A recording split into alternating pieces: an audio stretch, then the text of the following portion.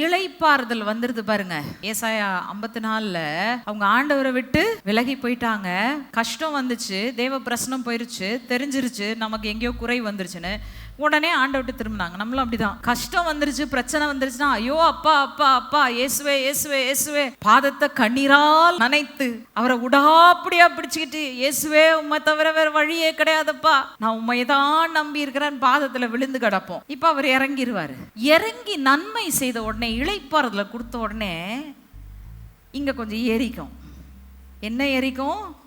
விரைச்சிக்கிட்டு திரும்பிக்கிட்டு, ஆண்டவரே நீங்கள் சொல்கிற மாதிரியெல்லாம் நான் செய்ய முடியாது, இதெல்லாம் பண்ண முடியாது, நான் இப்படி தான் போவேன், இதை தான் செய்வேன், இது தான் எனக்கு வேணும் சொல்கிறோமா இல்லையா? கஷ்டம் வர காலத்தில் ஆண்டவரை இருக்க பிடிச்சிக்கிறோம். ஆனால் கொஞ்சம் கஷ்டத்திலிருந்து ரிலீஃப் வந்துருச்சுன்னா அடுத்த நிமிஷம் we turn our backs to God.